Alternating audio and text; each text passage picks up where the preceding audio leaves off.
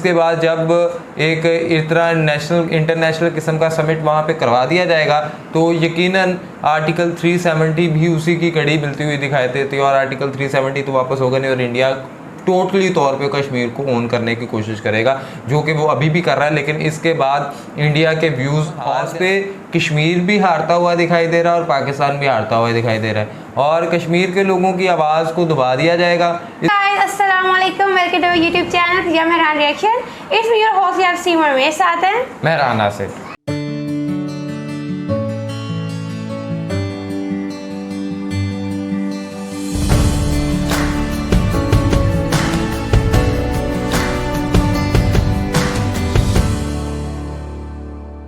नाज़रीन, पाकिस्तान ने ऑफिशियली तौर पे जो है वो एक प्रोटेस्ट जो है वो किया है कि इंडिया के अंदर G20 समिट जो है वो होने जा रहा है दिल्ली के अंदर। लेकिन और इंडिया की गवर्नमेंट ने ये डिसाइड किया कि हम चंद एक जो उसके सेशंस हैं वो हम जम्मू कश्मीर में करवाएंगे। तो पाकिस्तान की जानब से ये एक ऑफिशियली तौर पे जो है प्रोटेस्ट किया गया कि जितने भी इंटरनेशनल कंट्रीज़ हैं, जितने भी इंटरनेशनल ताकतें हैं, अगर वो इस समिट के अंदर शामिल हो रही हैं और वो समिट अगर कश्मीर के अंदर हो रहा है और कश्मीर जैसे कि एक डिस्प्यूटेड टेरिटरी है और उस हवाले से वो कभी पाकिस्तान उस पर अपना हक बताता है और कभी इंडिया बताता है, तो ऐसे में एक हिसाब से तो वो इंडिया कश्मीर को ओन कर लेगा कि ये हमारी टेरिटरी है और हम इस पर जो मर्ज़ी करवाएं। सो ये एक पाकिस्तान गवर्नमेंट की जानिब से प्रोटेस्ट की जो है वो किया जा रहा है कि नहीं, ऐसा नहीं होना चाहिए। अब देखना यह है कि कितना पाकिस्तान इस प्रोटेस्ट में कामयाब हो चुका है और क्या वाकई इंडिया अपनी जो बात है उस पर कायम है और वो कश्मीर के अंदर वाकई करवाएगा। इस सारे सिनेरियो को देखते हुए एक वीडियो का लिंक आपको डिस्क्रिप्शन में मिल जाएगा। लेकिन साथ ही साथ अगर आपने हमारा चैनल सब्सक्राइब नहीं किया, सब्सक्राइब अवर चैनल और बेल आइकन को लाजमी प्रेस कीजिए। चलते हैं और देखते हैं। नमस्कार, प्रशांत धवन। सो पाकिस्तान ने ऑफिशियली इंडिया में जो G20 समिट होगा 2023 में, इसका विरोध करना स्टार्ट कर दिया है और इंटरनेशनल कम्युनिटी को यह भी कह दिया है कि इंडिया का जो एक प्लान है कि G20 समिट तो वैसे जो मेन समिट है वो तो दिल्ली में होगा, मगर इसके कुछ इवेंट हम करवाएंगे कश्मीर में। इसको लेकर पाकिस्तान की सरकार ने ऑफिशियली ये कहा है कि हम इंडिया के प्लान को रिजेक्ट करते हैं। कश्मीर इनके हिसाब से जो इनकी लैंग्वेज है डिस्प्यूटेड टेरिटरी है इंटरनेशनली, और ये चाहते हैं कि दुनिया भर के देश इंडिया की जो भी मीटिंग होगी कश्मीर में इसको अटेंड ना करें। ना इस वीडियो में हम बात करेंगे कि पाकिस्तान के पास जेन्युइनली क्या क्या ऑप्शंस है, क्योंकि मैं आपको ये बता दूं ये जो एक इशू है G20 का, ये बहुत न्यूज में रहने वाला है और इन द फ्यूचर कोई बड़ी बात नहीं है कि टर्की और चाइना भी इससे रिलेटेड कुछ ना कुछ स्टेटमेंट्स दी। तो डिस्कस करते हैं इस टॉपिक को इन डेप्थ, बहुत कुछ आपको जानने को मिलेगा। मगर आगे बढ़ने से पहले आपसे एक क्वेश्चन पूछूंगा। देखो, ये क्वेश्चन यूपीएससी प्रीलिम्स में आ चुका है। काफी बार लोग इस क्वेश्चन को गलत कर देते हैं। यहाँ पे आपको बताना है कि जो ये 4 ग्रुप दे रखे हैं कंट्रीज के, इनमें से वो कौन सा ग्रुप है जहाँ पर चारों देश आपको मिलेंगे G20 में। तो G20 से रिलेटेड यूपीएससी बहुत बार सवाल पूछता है, तो यू शुड बी प्रिपेयर्ड। इस क्वेश्चन का आंसर करो कमेंट सेक्शन में। जो लोग सही आंसर करेंगे मैं पूरी कोशिश करूंगा उनकी कमेंट को हाथ दे दूं ताकि बाकी लोग भी समझ पाए कि सही आंसर यहाँ पर क्या है। नाउ फर्स्ट ऑफ ऑल मैं आपको ये बता दूं कि कश्मीर में G20 समिट का इवेंट होस्ट करना बहुत बड़ी बात है। ये कश्मीर की हिस्ट्री में पहला इंटरनेशनल इवेंट होगा और G20 आपको पता है दुनिया भर में किसी भी देश में आप चले जाओ, G20 के बारे में आप बात करोगे तो लोगों को वहां पर वेग आइडिया होगा कि हाँ एक इंटरनेशनल ग्रुप्स है जहां पर दुनिया की 20 मेजर इकोनॉमीज आपको मिलेंगी। और इसलिए जम्मू कश्मीर के जो एलजी हैं मनोज सिन्हा साहब, इन्होंने ये कहा है कि कश्मीर में जो G20 का इवेंट होगा, जो यहाँ पर Turkey, China, US, France, Germany, various countries के ऑफिशियल्स आएंगे कश्मीर में, इस इवेंट को हम ग्रैंड तरीके से सेलिब्रेट करेंगे। We will make it grand. और ग्रैंड को देखिए करना ही होगा आपको, क्योंकि ये इंडिया के पास एक गोल्डन अपॉर्चुनिटी है दुनिया को ये बताने की कि Jammu Kashmir is a part of India और यहाँ पर हम इंटरनेशनल इवेंट्स होस्ट कर सकते हैं।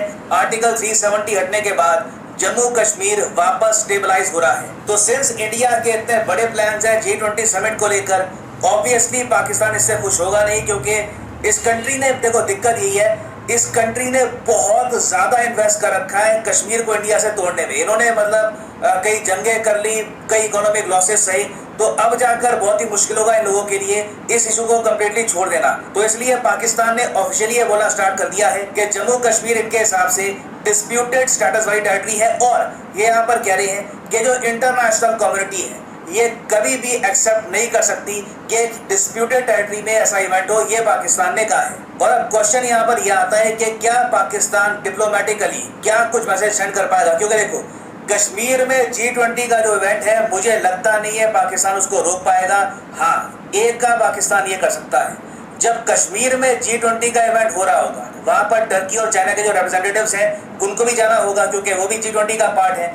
तो पाकिस्तान ये कर सकता है कि टर्की और चाइना इन दो कंट्रीज की सरकारों को ये करने पे मना ले कि आप लोग अपने रिप्रेजेंटेटिव्स कश्मीर में भेजो ना, ये हो सकता है। मैं कहूँगा अगेन मैं ये ऑब्वियसली ऐड करना चाहूँगा, कोई बड़ी बात नहीं है पाकिस्तान यहाँ पर फेल भी कर जाए, चाइना टर्की कहे कि बहुत हो गया ये इशू, कुछ इस पे आगे कुछ तरक्की होती है नहीं, इस टॉपिक को लेकर इंडिया के साथ रिलेशंस खराब करने का फायदा है नहीं। तो अभी देखना होगा आने वाला समय में, आपको बता दूं आने वाला एक साल it will be very very interesting to see कि इस इवेंट को कौन कौन सी कंट्रीज सपोर्ट करती हैं और क्या कुछ कंट्रीज इससे बैकआउट करती है या नहीं।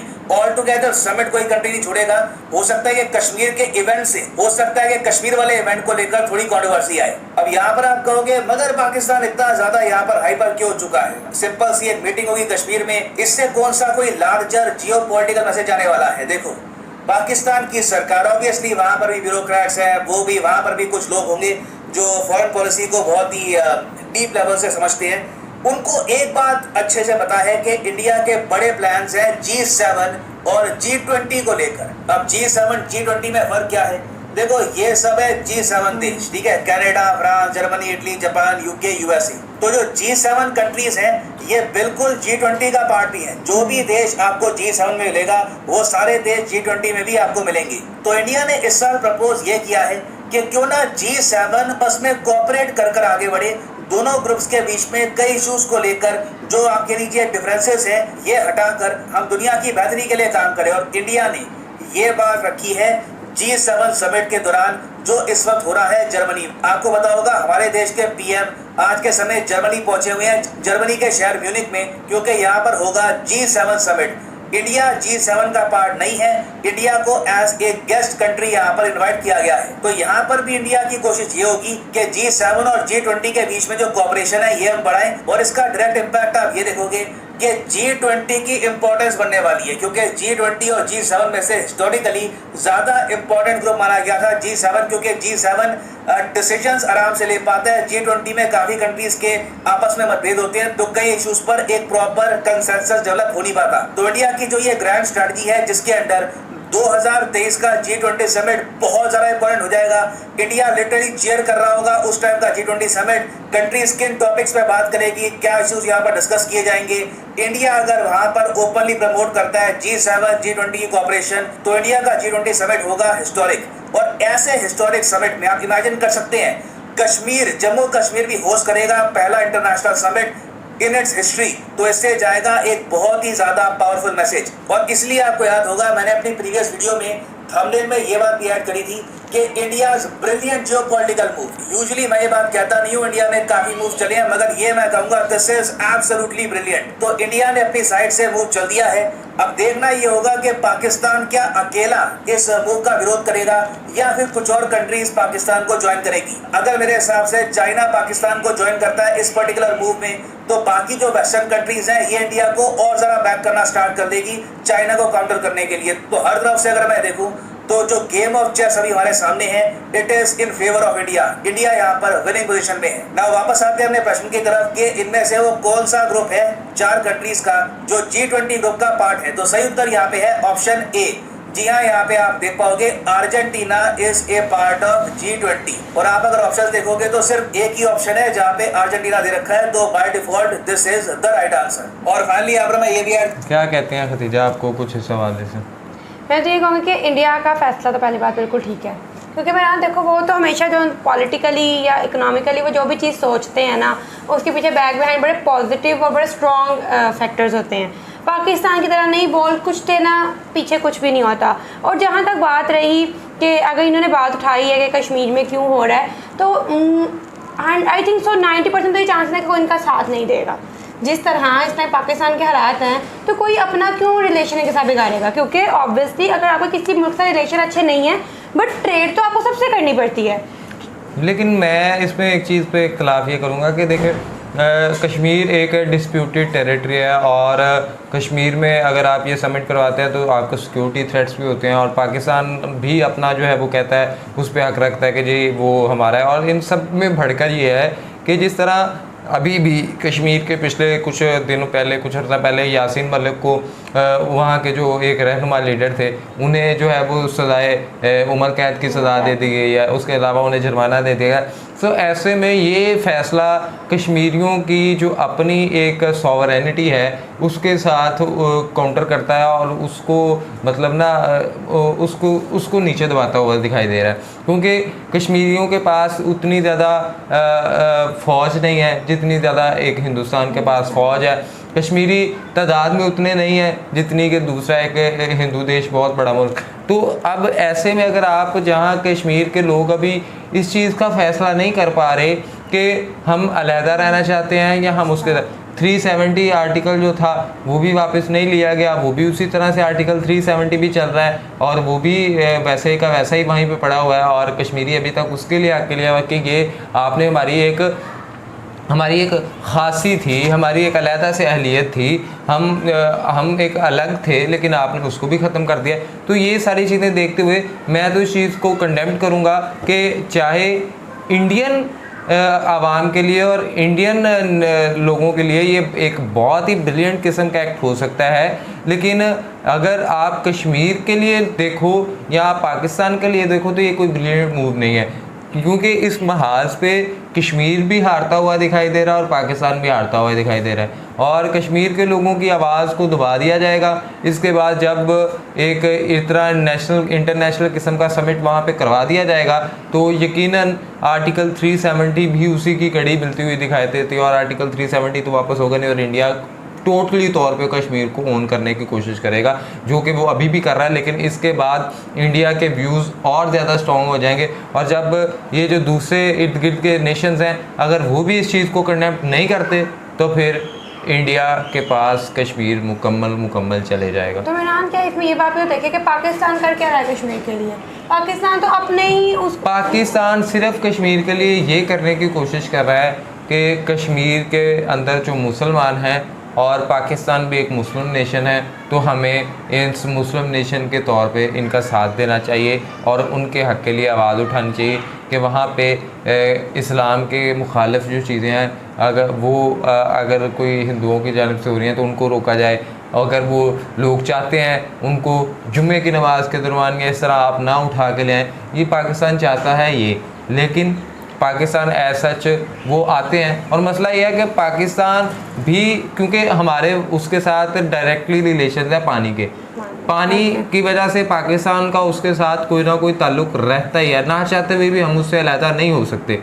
लेकिन हम उससे ना चाहते हुए जब अलहदा नहीं हो सकते तो और दूसरी जानब यह है कि कश्मीर के अंदर एक आवाज़ ये भी है कि यहाँ हमें अलहदा मुल्क बना दिया जाए, यहाँ हमें हमारे मुल्क जिसमें पाकिस्तान जिसमें मुसलमान ज़्यादा है हमें उनके साथ जोड़ा जाए। अब पाकिस्तान भी उसमें एक स्टेक होल्डर है, एक जानब हिंदुस्तान है और एक तीसरा जो है वो, अब इसलिए पाकिस्तान का भी उसमें इन्वॉल्वमेंट होती है और इसीलिए पाकिस्तान भी चाहता है क्योंकि वो पाकिस्तान फिर भी कश्मीर की निस्बत काफ़ी बड़ा है और कश्मीर के आवाम की निस्बत, कश्मीर के लोगों की निस्बत पाकिस्तान की जो पॉपुलेशन है वो ज़्यादा है, इसलिए पॉपुलेशन के तनासुब से और एक कंट्री होने की वजह से वो उनके हक़ में आवाज़ उठा रहा है कि ऐसा मत करें, उनके साथ गलत हो जाएगा। लेकिन कश्मीर के हवाले से अब जो है वो कोई खातर खास मुझे नहीं नज़र आ रहा और वो फ्यूचर में इंडिया के साथ ही दिखाई देता हुआ मुझे दिखाई दे रहा है। और आपको क्या लगता है कि जो कंट्रीज़ हैं वो करेंगी के साथ देंगी? जैसे पाकिस्तान की हालत है इस टाइम पाकिस्तान की जो हालत है तो जिन नेशंस के डायरेक्टली पाकिस्तान के साथ कोई मुफादात होंगे तो वो भी कहीं ना कहीं कोई ना कोई बयान ऐसा दे देंगे कि नहीं हम तो उस समिट के लिए गए थे, अदरवाइज़ हम इस चीज़ को कंडेम भी करते हैं कि ऐसा नहीं है वैसा नहीं है। लेकिन एक इतनी बड़ी जो जिसमें G7 और G20 समिट जो है तो वो नहीं, हालांकि आप देख सकते हैं कि अब इसमें यूनाइटेड नेशंस के नुमाइंदे यानी कि यूनाइटेड स्टेट्स जो है वो भी इसमें शामिल है G7 के अंदर और वो भी उनके भी जो है तो वो सारा कुछ होगा। लेकिन देखना यह है कि अब पाकिस्तान का कौन कौन साथ देता है। और अगर यहाँ पे पाकिस्तान का किसी ने साथ ना दिया तो फिर आप सोच सकते हैं कि ये मसला जो है ये हमेशा के लिए दब जाएगा और इंडिया के साथ साथ हमेशा के लिए कश्मीर चला जाएगा। आप इस हवाले से क्या सोचते हैं, नीचे दिए गए कमेंट बॉक्स के अंदर लाजमी बताइएगा। वीडियो को लाइक कीजिएगा, शेयर कीजिएगा, चैनल को सब्सक्राइब कीजिएगा, बेल आइकन को प्रेस कीजिएगा। इसी के साथ अपने मेज़बानों को दीजिएगा, ज़्यादा दानत रखें। अल्लाह ने के